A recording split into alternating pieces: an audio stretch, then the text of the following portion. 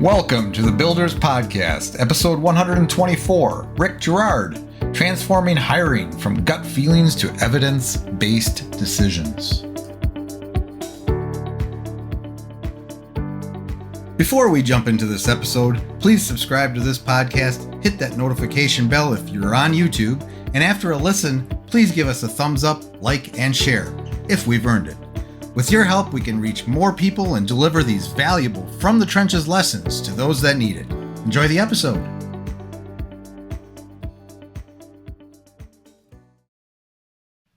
Hello, everybody. Welcome to another The Builders. Today, we are joined by Rick Girard. Welcome to the show, Rick. Hey, thanks for having me, Matt.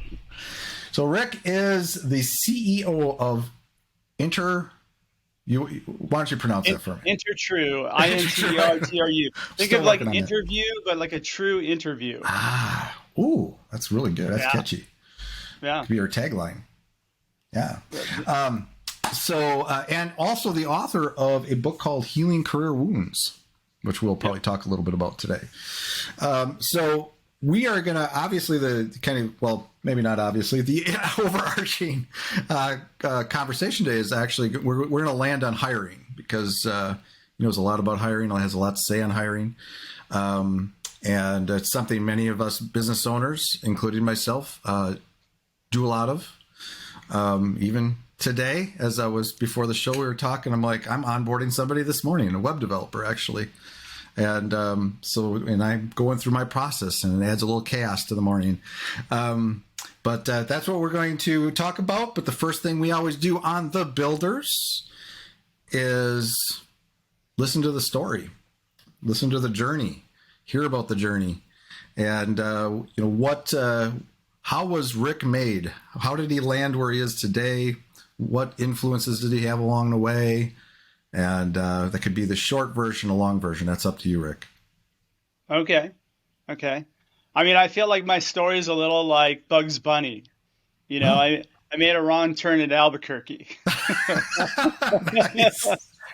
Or a right turn. Oh, you look at it, right? Yeah, absolutely. So, I didn't set out to be a headhunter or be in recruiting, but I kind of fell into it. I had an opportunity when I kind of got out of school to, my ambition was to be a professional photographer.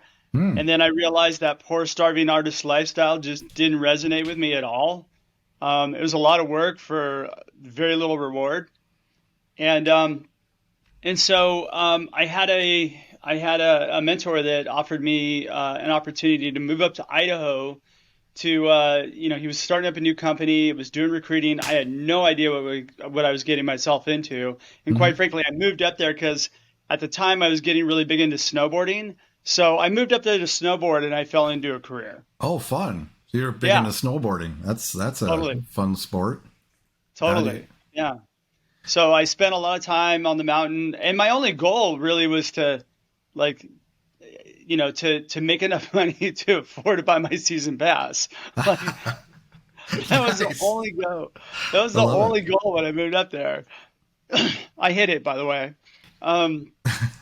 But I fell into a career which has spanned quite a few decades, and I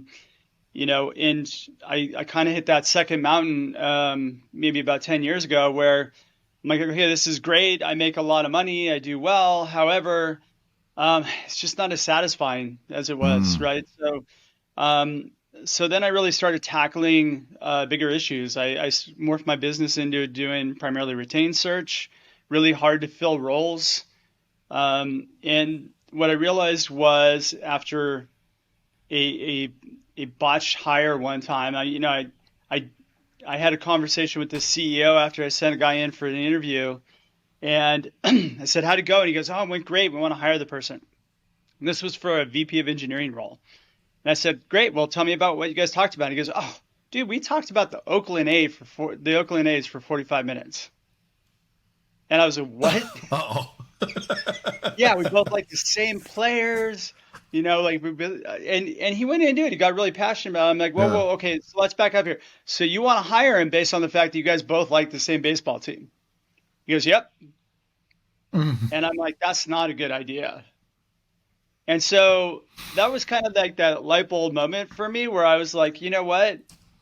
This is a relatively smart person who essentially got a lot of money from venture capitalists and he's building this company and he has no clue how to interview somebody.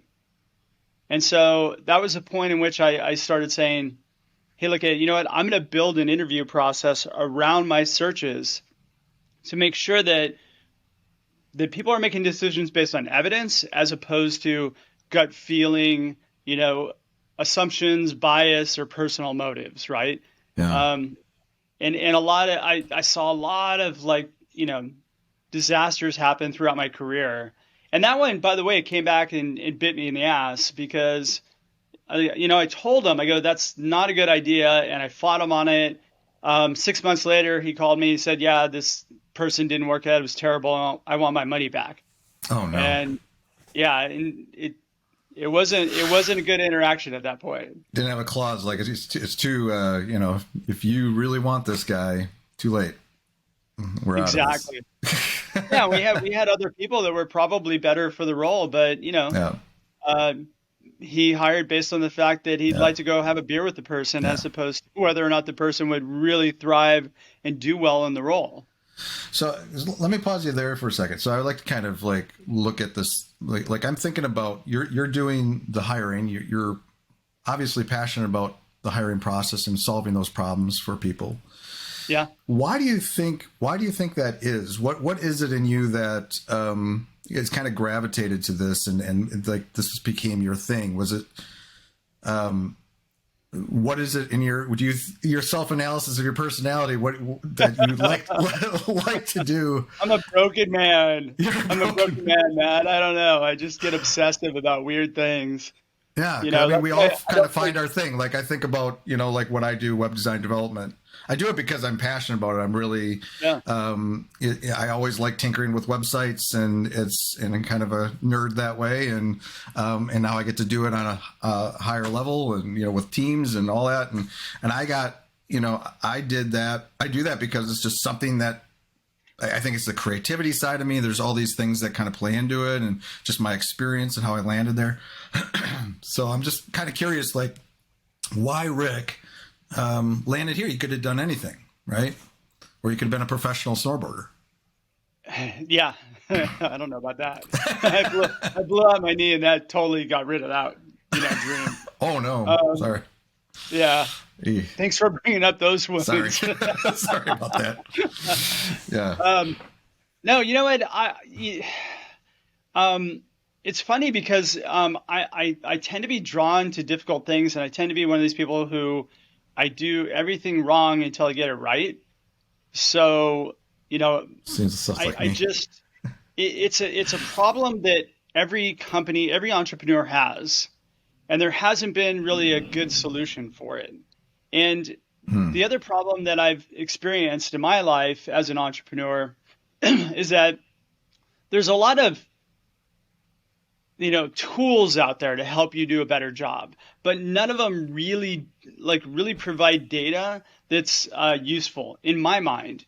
You know, um, Yeah. and if you think about like most of the HR software that's out there or the recruiting software, it's all built by people who have never worked in the trenches. They don't really understand, like they understand the problems, but they don't like they've never actually done the work Hmm. to understand, okay, this is how we get past this solution or this problem because again, it's just kind of one of those things where, we've got an idea for a business. I know how to build software. Boom, let's just do it. And so Yeah. you have all this clutter that's out there that kind of helps you maybe inform a better decision, but there's no accuracy to it. Um, and I've seen very, very little data from what are called best practices to support whether or not they really work. And most, the only real truth is if you have a structured interview process, you're going to have, your ability to hire the strongest person for your role goes up exponentially. But nobody knows what that is. I've seen data that's all over the place. I even read some data where like if you just do a random interview process, you have a 51% chance that you're going to make the wrong decision. Which, I mean, so with that being said, you're better off just like walking in to a room saying, "Hi, my name's Matt. I'm going to flip this coin. Heads you're hired, tails you're not." We'll try out for a few months, see what happens. Yeah. Yeah, I mean that's a hiring process. Yeah, that's a process. Yeah. No, it's actually, and you mentioned trenches. That's one of my favorite words because, you see that in a lot of things. I mean, even like software solutions, project management systems I've used in the past is just a oddball example where like, who built this? Like, this is not, they didn't build it for agencies. They didn't build it for me. That's for sure. Because this is either a mess or it's too much or it's, or there's limitations. And that's why we just moved over to ClickUp from one of their competitors. But it's that like, so you're seeing the problem because you're in it. You're in the trenches. You're hiring. You're an entrepreneur. You're hiring. You're seeing the problems. You're working with others that have these problems. You're really in this suddenly, like you're identifying a problem that you think you can solve, that you have the tools to solve, or you want to go in that direction anyway. Yeah, well, I didn't know if I could solve it, but I knew I was going to take a stab at it and keep trying because there has to be an answer to this. And I just don't buy the, well, it's really hard. You never really know, all that, at the end of the day, it's a business expense, like all these kind of reasonings behind, well, it's just sometimes we get it right. Sometimes we get it wrong. When hiring, when it's acceptable to have, a C average in hiring and people think that that's good, that's really bad. Right. So, I've heard quite a few entrepreneurs that I've talked to, like, we're at a 70% success rate. And I'm like, that's still a C. Don't you want to be in the 90th percentile? Like where every time you get it right, wouldn't that make your life, you probably, like, I probably would still have as much hair as you do. I mean, I'm just saying. I'm thinning a little. But yeah, exactly. And I think, I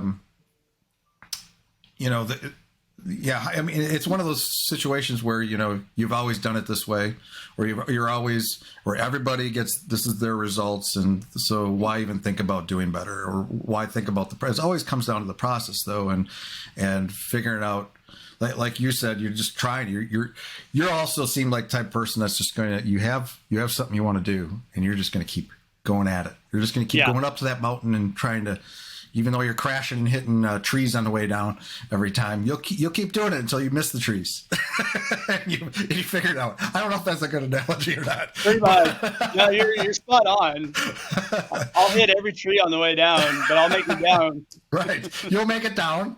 Some bumps and bruises, but you'll assess the situation, see if you can do a little better next time.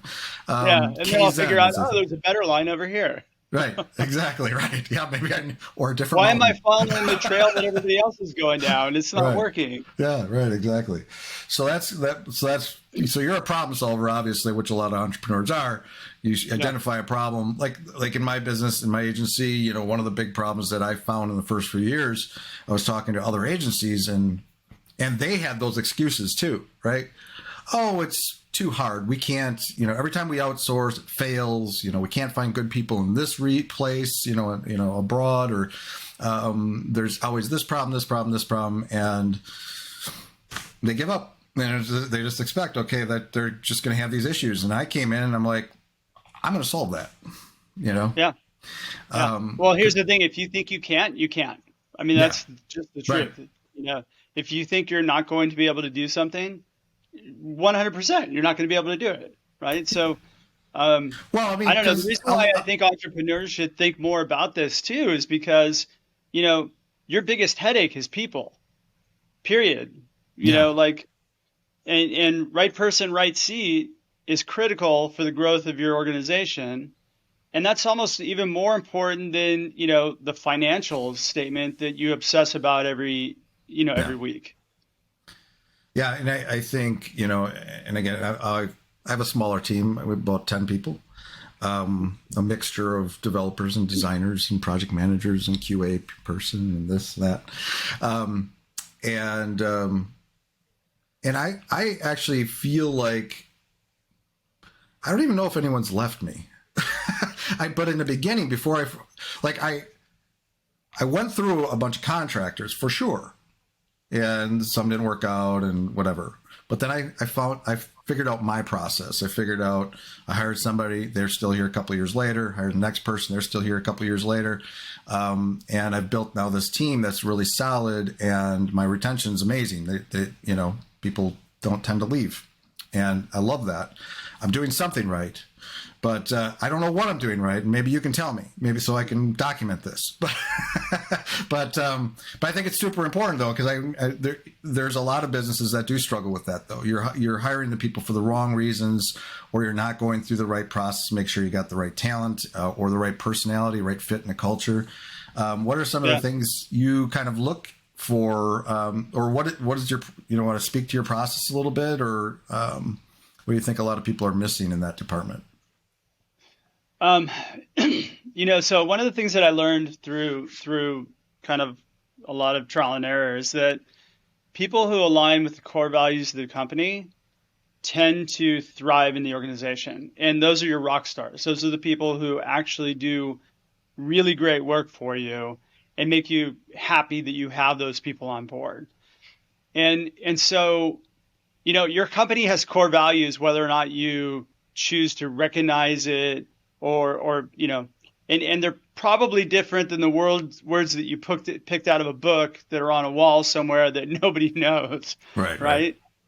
And as the CEO or the entrepreneur of the company, like the leader of the company, you're the one who sets those values. They're around who you are and how you operate, how you run the organization. So when people fit into that modus operandum, so to speak, what ends up happening is they get it, and they see the value in being there, because you're both in the same place and you're both heading down the same path, right? And I think what happens is, as we go through life and we're interviewing people, we're so focused on whether or not they have the skills that we need that we don't ask the questions to understand whether or not somebody operates the same way in which you do. So that's the main reason why hiring attrition is so high, because you're basically, it's an experiment. You've got 4 candidates. You're going to spend a whole bunch of time talking to them about who knows what, asking them questions that you think are really smart, but they really don't provide any usable data as to whether or not somebody's going to be successful in your organization. Right. And I've sat down with hundreds of teams and, okay, great. So I like this person. Why? Well, I don't know. They just seem like a good person. My gut's telling me we should probably just hire this person. Okay, based on what? And they can't answer it, and I've even had a venture capitalist one time say, at the end of the day, it just comes down to whether or not I want to go have a beer with them.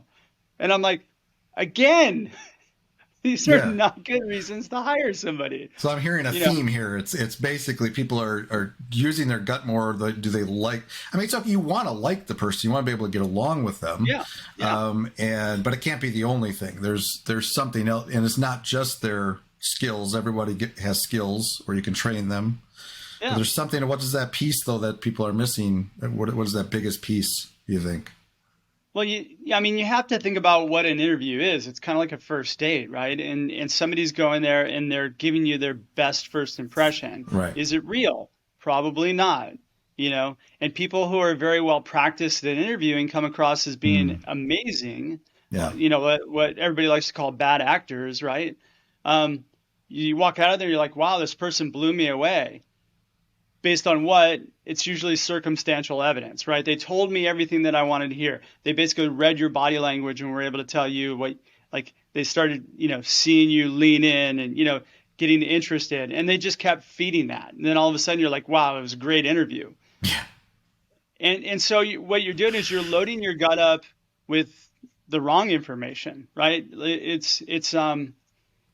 you really need to load your gut up with information that's like, okay, I can make a decision based on the fact that when I asked this person about X, Y, Z, like about this problem, this specific problem, they were able to walk me through specifically how they did it, what problems they ran into, who they asked for help, how they engaged with the team, how they were able to solve the problem, and they can also tell me why it was important to them personally to solve that problem, right? So that's loading your gut up with really good, valid evidence to support, like, okay, this person really did do what they said they did, and this is how we can transfer it into our organization. And then once you have them on board, you just got to career plan them and keep them growing. That's really interesting. It's something I had to develop over time as well. And I'm thinking of somebody, whether I don't know if the person listening to this is going to love him or hate him, Elon Musk. I remember him talking about his hiring process in one of his interviews, and he was talking about something similar to that, like where somebody can, and probably other entrepreneurs or speakers have talked about this as well, but where it's if they should be able to, if they've done something, they should be able to passionately kind of walk you through that whole process and all the problems they solved and get into the real granular details of that issue and how they solved it. And I, like I'm onboarding a web developer right now. And at first interview, one of the things I had was a couple questions, couple common problems we have within our agency working with our clients and our websites, this, and I presented them with those couple problems. How would you solve this? How would you go about this? Number one, I'm going to know by their answer if they even know what the problem is. So speed, what's that? Speed, performance. If they don't know what that is, we got trouble. But then they can step me through. I would do this, this, this, and this. And so yeah, that resonates with me 100%. That's super important. And that's good to be able to judge skills. But Elon kind of pulls from, I think the pioneer of so this goes down to behavioral interviewing. And I think one of the most successful companies who run behavioral interviews and they weight it very heavily is Amazon. And so you can see, they're probably the most successful hiring company on the planet. I don't know at this point how valid it is, but like in the very beginning, I remember Jeff Bezos had one core value or one leadership principle, which was customer obsession. Right. And he would really drill into and expect people to be able to demonstrate how they are customer obsessed. And if they're not, then they're not for us, right? That was their kind of one of their main criteria. So what's that one thing or two things or three things that are really important to your organization? And then what you use is behavioral interview questions to get to a place where you can understand that past performance can transfer to future performance for you. So Elon's completely right. Every high performer that I've ever talked to in my career, and I talk to, probably thousands of people a year, I've gotten it down to a science where it's very easy for me to be able to be like, okay, this is not an AB, like this is not an A player. Like I know because there's patterns in when they start to tell you about what they did, they get tripped up really easy. They go high level and I'm like, okay, let's go granular into that. So walk me through like this little piece and like, how did you do that? And, high performers, their eyes light up because you're interested in the work they did, right? And then they start going, okay, so first what I did was I identified X, Y, Z. And then I went through it, and, then they start getting passionate about it because they're getting to share their success with you. Not only that, if it's somebody like me, probably you or whatever, if we have an opportunity, somebody actually is interested in what we do, we want to talk about, we get passionate and excited because it's like nobody else, certainly not my wife, wants to hear anything about what I'm doing or understand it. But you're in 100%. Front of somebody that actually understands what you're saying, is interested in hearing it, is part of that too. And you see that passion bubble up too. That's another piece that's really, every person I've added to my team, I want to see that that kind of passion and excitement, and they're eager to get started, and they're, that's part of it too. So Yeah, and you have to realize too, again, an interview for some people is very nerve-wracking. People are not used to doing it. It's probably like going to the dentist and getting your teeth pulled, you yeah, know? yeah, And so people are going to react differently. It's fear of change. It's an uncomfortable environment, right? So you need to kind of set the environment to where, I found that some of the highest performers are not good interviewers, right? Like in the traditional sense. But when you start talking about a project and you start getting into the nitty gritty details of things, that's when they light up. And that's when you right, start to see the brilliance that's there. And you're like, look, this person's much, much stronger than person A who dazzled me with their personality. And I think a lot of people get passed on in the interview process because they don't interview well, right. as opposed to, you know, and they're probably going to the strongest person, right? Yeah. I had somebody, I'm not going to remember his name. I should know all of my past podcast guests' name. But I don't know all mine, so don't feel bad. Yeah, I'm terrible with names to begin with, but I'm pretty. Oh, anyway, no. There was somebody on my podcast. He's got an AI company or product app. Actually, I installed it on my phone. I use it, dang it, I'm going to look him up. He actually, I think it was him or it was somebody else.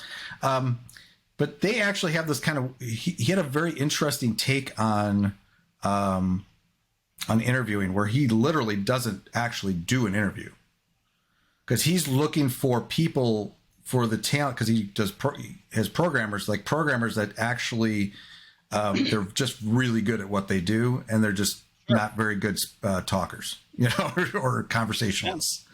And I think he had some way of actually skipping that whole process. And so that's very true. Wait, he's skipping the interview process? I don't know how you do that. It would be brilliant if you could tell me how you can hit that with accuracy. And I almost feel like a lot of entrepreneurs like to boast and say like, oh yeah, I've hired all these great people, but like then you talk about attrition rate, and they don't want to talk about that, right? Like, so you could be really good at selling your company and getting people on board, but what's the accuracy rate? I think he had some kind of process in there, but it was just something about the verbal side of it, the real actual. Okay. So Alex Fink is who I'm thinking of. I think he's the one. Sorry, Alex, if I'm mixing up with someone else. But no, that's We're talking about you, Alex. Yeah, it's so from there, I actually was. I wanted to ask you something you had in kind of your bio, because I read your bio. You said something when you're hiring somebody, that something about builders, improvers, or maintainers. What does that mean? What do you mean when you say that? So I think that I call this kind of like the DNA of where somebody is in their career, right? Or how they operate. Mm-hmm. So you have, and again, this is something kind of I learned through years of recruiting. You have people that love to build things from nothing, right? You have other people that love to take something that's already built and make it much better. And then you have others that essentially like to come in, do their work, and go home for the day. Like they keep the engine running, right? The lubrication that you need in order for the machine to run. My view is that if you're a small organization, you need to load the deck with builders, because you're building something from the ground up, and you need people who wallow in the problems of, hey, look at, we're having challenges with this, we're having challenges with that. They hold a deer, they fix those problems. They really enjoy taking something from nothing, taking out the trash, doing the things that you need them to do in order for the organization to be successful. And then at some point, as you're kind of growing, you want to start filling in improvers. And improvers are people who like, hey, I can see what you got. Here's how we can make it better, right? Here's how we can take it to the next level. And that kind of, there's different iterations of that. But, as a small startup company, and, there are people that kind of fluctuate between the two. But what I do find is that maintainers, which is probably your biggest population of people out there, right? People who just have a job and they're there for the paycheck. They want Yeah. work-life balance and everything else. And they don't, they're kind of, and again, they're necessary for every business, but those are the people who we think sometimes as we interview, oh, this person's going to be great. And most of them, like, where I've seen this manifest itself and become a problem is with startups trying to hire somebody out of like a large name brand company. Like it happens all the time in my industry. I've worked in tech, and hey, we've got this person we're trying to get out of Facebook, and they're really pulling out all the stops to get this person to join. And they never really start to think, hey, does this person operate the same way we need them to operate in order for that to be a successful hire? Are they telling you that, hey, you know what? I'm at Facebook, but I'm not happy here because like I need to be building stuff, and all I'm doing is just kind of coming in and working on this little piece, and I'm bored. Yeah, They need to right. be telling you this data for you to understand kind of where they fall in line from that perspective. But again, if you're chasing to get somebody out of a name brand company, which is what I consider to be a vanity hire, looks good to your investors and you can brag to your friends on the weekends about, um, you know 9 times out of 10 it's going to be a disaster, and it'll probably be your worst hire you ever made, and there's a pretty good chance you're going to be bitter about the fact that you had to pay them more money than everybody else and just created more problems. And I've seen that happen so many times throughout my career. Um, Hmm. that's where smaller companies get into trouble, is that they hire maintainers to fit into a role where they would be built, like where they need to be building something or improving something. Yeah. Okay, I understand the distinction now. That's yeah. Yeah. Yeah, I think you can see that clearly. Um, when you're even like thinking about my current team and stuff, and or teams I've had in the past, where there are situations where you want somebody there that's going to help you build, especially Yeah. in the beginning. I remember I had this is when I had a job, a short period of time. I actually had a job, and I knew the founders, and I would talk to him once in a while, and he's like, they were doing something with WordPress. And that was kind of my wheelhouse at the time. And I'm like, I liked running my own business, and we'd known each other for years. I had several businesses, and he knew I liked building things. And he's like, well, you can come to work for me, and you can continue. You just, instead of building for yourself, you'd be building for us. He was using the word building because he knew I liked to build things. Yeah. And Yeah. what the project was building something from the ground up. It was a whole new product, a whole new way of doing things. And I really enjoy that. But I see the maintainers out there. I see the improvers that are or the maintainers especially, that show up just like a job, and they just do what they need to do, and Yeah. keep things going, and then And go home and forget about it. every business needs them. Yeah. If you're running customer service department, I mean, you need somebody who's like really happy and coming in Mm-hmm. and solving customer problems. I mean, they don't need to build anything, but initially you need somebody to come in and build that CS department out. So you need somebody Right. who's a builder there, right? So I think your core team has to be builders. And Yeah. then once you expand out from that, then you start kind of filling in improvers, and then Right. as the business grows, what. But you need to start thinking about what does the business need for this role? Mm-hmm. And what makes it? I'm trying to think of what makes a builder. What is that personality? Somebody that's just like they can't sleep at It's night not a because personality. That's the thing. A builder's not a personality. yeah, I think it's in our DNA. Most entrepreneurs are builders, right? Like, right, most entrepreneurs, is Gino Wickman calls them, are like visionaries, right? So we have this grand vision, so we get everything together. We kind of, water the plant, let it grow, and then yeah, we bring in other people to kind of run the thing. And hmm, that's, yeah, it's not necessarily a personality trait either, because different personalities, you could have,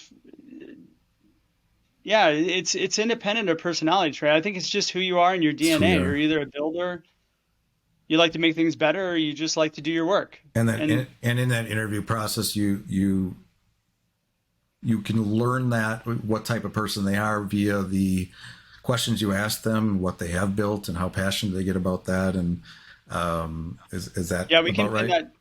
Yeah, we can pin that down actually in our discovery meeting, which was our first phone call. Hmm. Um, the idea is that we want to understand who this person is and whether or not they're positioned right for our organization. I mean, that's what the goal of a phone screen should be. It shouldn't be, I need to check off these boxes. Do you have 5 years of this, 4 years of that? And, is this really your salary range, which is all HR crap that nobody really cares about. And if you want people to not show up for your interview, keep doing that, you know Yeah, because yeah, there's no emotional buy-in. But before I waste somebody's time or my team's time in bringing somebody in for an interview, I want to make sure that person's positioned right for my organization. Do they desire what our company is? And then I want to know, do I have an A, B, or C player here? yeah. Is somebody going to meet these performance bar of our expectations so that we can provide them a home that they're going to thrive in? And that's really, we've got that down on our discovery call to, it's a 5 minute call up to a 45-minute call. But those 45-minute calls, those people usually make it all the way through the process. Because you had So, it's, I think in my mind, it's the most underutilized tool in the hiring process, is that discovery conversation before you even bring anybody in for an interview.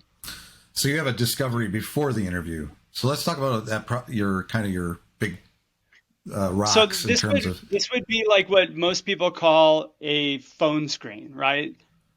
okay, So if you think about a phone screen, you're like, you know, you're gathering some data, and then you're like probably selling the person a little bit on your company and why they should show up for an interview, and then you're just trying to schedule an interview. Well, you have no idea what's important to that person or what they want. And I believe the mentality of the workforce has changed, where it's really not about people being, should be lucky to work for my company. It's more about you should be lucky to land that person. Because quite frankly, high performers have tons of options. sure. And if you're not standing out, that's on you. Hmm. Interesting. Yeah, they're not lucky to work for me. No. Yeah. Yeah. So okay, so They'll you just have start up their own business, especially if you want builders. They yeah. can go start up their own business, Right. right? True. Right. They don't Exactly. need you. Yeah. They have to have, and you have to give them a good reason to want to work with you. Yeah. So that discovery call, so it's really about the essence of it is to determine what type of person they are, if they're an ABC player, and if they're a builder or not, or whatever you're looking for in that particular instance. And then from there you set up a first interview. I mean, I suppose this is going to be a little different for every Yeah. organization, depending on what you need and stuff. But yeah, what's the So, typical, I guess, process from there? okay. So the discovery is essentially, we're marking three things: pain, desire, and impact. Pain is, does this person have a legitimate reason to make a move? Hmm. If they don't, you don't continue your call. Desire is, what is it that that person really wants to do? What kind of organization are they going to thrive in? And in that, you learn whether or not somebody's a builder, improver, or maintainer. And then finally, impact, which is, I want to understand what this person's done in their current organization that's made a difference So this is where I have them walk me through a project, and I really get details as to the work that they've done. Because quite frankly, you having 5 years of, marketing experience versus somebody who has 6 months of marketing experience, that 6 month person might blow the 5 year person out of the water. You don't know. Yeah. Right. And people tend to fall back on, well, I've been doing this for 20 years. I must be good at it. No, doesn't mean you're good at it. It just means somebody's been willing to pay you Yeah. to do the work. You've been just maintaining. Yeah. Yeah. And, which is, again, it's all good. But, you really have to be protective of who gets into your organization. Now, that goes well. Then we move them forward to a value alignment interview. So we want to understand whether or not somebody operates the same way our organization operates. So we usually have our HR person do a value alignment interview. It's 4 questions. They're behavioral interviews. And the idea is that we dig really deep on how somebody has dealt with certain situations that are correlated to our core values. So we're only evaluating them on, does this person operate to this measurable in our core value? So we're really drilling down deep. One of our core values is dig deeper. So that's the thing. Nice. We're digging down deep to make sure that this person, is going to be successful in our organization. Now, once somebody makes it past that, then we schedule them, we present them and schedule them to meet the team. So, to give you an idea, we might get 50 people in the discovery call phase, right? And we call everybody, regardless of, unless they're just completely obvious, mismatches. Mm-hmm. I found that people who have terrible resumes sometimes are the best people. Oh. So, okay. And the best resumes, the ones where you're like, oh my God, this person's probably amazing. Usually the worst. So yeah. Nice. That's good insight. Those are the bad actors sometimes because they've got lots of time to write resumes, right? They've got everything in there. Yeah. Exactly. And so I kind of ignore that piece. And then when we introduce them to the team, the idea is, okay, so in the discovery, we might talk to 50 people. Of those, 3, maybe 4 will make it through to the value alignment interview. Of those, probably 2 to 3 will make it through to meet the team. So those are the people who are positioned properly. We know that their level of performance is up to our standards. Then we also know that they align with core values. So when I'm bringing my team, I only have 1, maybe 3 people at most that they're talking to. So then, now I'm not a big fan of just pulling my people out of production and letting them, having them interview somebody and not getting work done. So we created a thing called a working session. So what we do is we invite the person to join in on solving a problem that the team is working on. Oh, wow. And we give them data on the problem so that essentially they can understand exactly, they can have some context to prepare with, right? And then when they come into the meeting, we give them the opportunity to prepare for the meeting. We allow them to ask questions and gather more data. So we see if they've actually done any preparation. And then we work together to solve the problem. And it's a 90-minute meeting. So we run it like a level 10, basic level 10 meeting where we're gonna run through the problem. So it gives us an idea to see how somebody presents, how they communicate, they ask good questions, all the things that they're going to be doing on a daily basis that are way more valuable to you than, hey, let's do a Java coding test to see, if we like your code, right? Which is always subjective. And then finally, that's usually with the team. And then the hiring manager usually steps in at the end with, a couple additional values alignment questions. And at that point, there's usually a clear winner. This is the person we need. This person did great. They align with the team. And then the hiring manager's job is simply to step in, present a verbal offer, get the person on board, and then voila, now you've got your next new hire. That is a beautiful process. And it is beautiful. I fall way short. I have a long way to go to get to that level. Luckily for you, we have a platform that'll help you do that. Yeah, no. So So you're well. Number one, you just explained it like you were working with these companies. That is that kind of what you do? Is you help go into a company and help them with that hiring process, and then we can talk a little bit about what your tool hiring OS. Yeah, yeah. It's funny. Up in like we still do this. Like this is how we operate with a lot of our search clients. So we get hired to do, a key hire search or something that's a really difficult search. And then we bring this in. We've been doing it for probably the past 10 years and developing this whole process as we've been going through that. But essentially, yeah, part of our value add is that we want to make sure that you're hiring the strongest person for the role. And in order for you to do that, you need to use our interview process. And what ended up happening was we had, this was probably about 5 years ago, we had a client that we did it. It worked out really well. They hired this amazing person that they thought they were never going to be able to hire, right? And then they came back to me a few weeks later and they're like, hey, Ben's working out really great. Here's the thing. Do you think that this would work with some of our other positions? We hire caregivers and it's a high churn over position. And we're having some challenges. And I go, I don't know, let's give it a shot. So we essentially plugged it into their hiring process for that. And, I talked to the CEO in November. He goes, we've grown from, they were just under 50 people. Now they're over 600.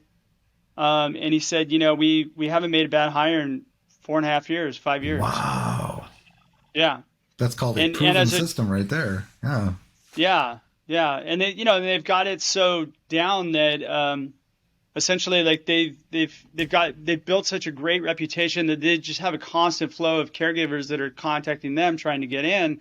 So they don't really have to do much in the way of recruiting. Their funnel is always, their referral funnel is just through the roof. Right. That's when you have a really successful company, is when your employees and other people outside the organization are just referring people into your funnel. Yeah, I like that. That's good. Yeah.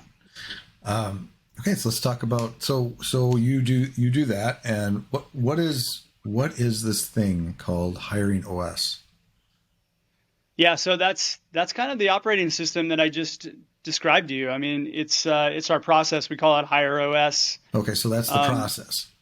Yeah. Okay. That's the process. Okay. And then InterTrue is the digital platform. So what we've done, we launched last year, is we built out.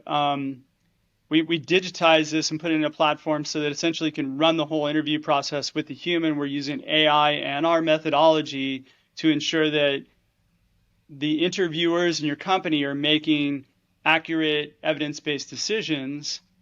And ultimately, the interviewer is making the decision at each step. They're empowered to do that.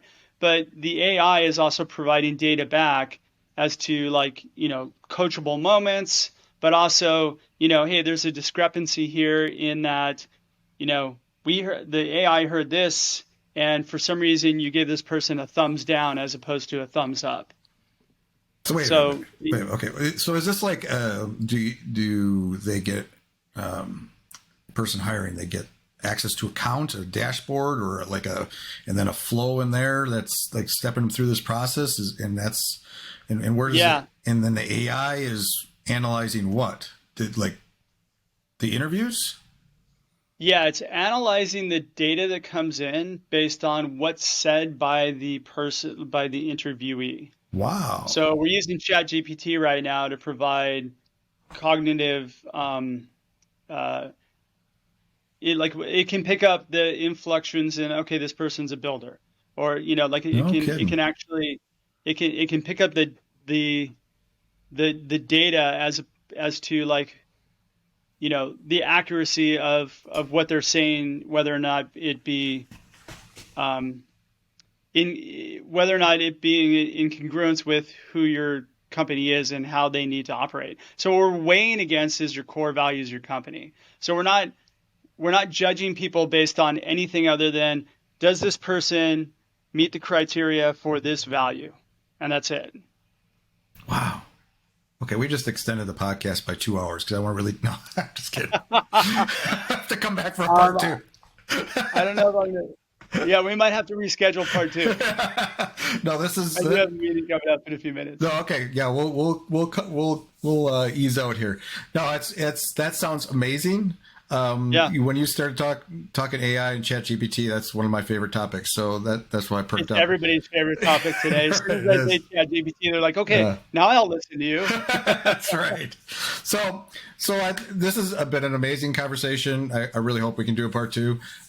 If somebody wants to reach out or find you on the web, I mean, we got your website. Are you hanging out like in places like LinkedIn and stuff? If somebody wants to reach out and chat with you, or yeah, I'm pretty daily active user of LinkedIn. You know, I mean, it's been my that's my social media apparently. Nice. But I too also host a podcast. It's called Higher Power Radio. It's HIRE. It's not a religious show.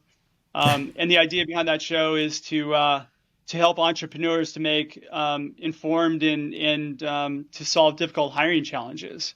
Oh. And so we talk about a lot of this on the podcast. I usually talk with other CEOs. And the idea is it's a problem solution show. Like, this is a problem we had, and this is how we solved it, and we kind of compare notes as to how we might be able to improve that. Oh, I love that. I'm going to be definitely checking that out. All right. Well, it's great having you, Rick. I'll let you get going. Thank you, Matt. Till next time. Yeah, it's been a pleasure. Bye. Bye. That's all for today's episode. I hope you enjoyed that. Again, please subscribe if you haven't already, and give us a thumbs up if we deserve it. If you want to comment on this episode's page, provide me with requests on topics for future episodes, or inquire about being a guest, please find your way to thebuilders.fm. You can contact me there or add a comment under these show notes. Now a word from our sponsor, my agency, Unified Web Design. We build custom websites, features, we maintain websites, we work with agencies to fulfill their web design and development needs, and more. If you're interested in our services or are looking for an agency to work with as a partner to build awesome sites for your clients, feel free to reach out to me at unifiedwebdesign.com. There's a handy contact me link at the top. Fill out that form and it will open a ticket, and that ticket will find its way to me. Thanks for joining me today. We'll see you next time.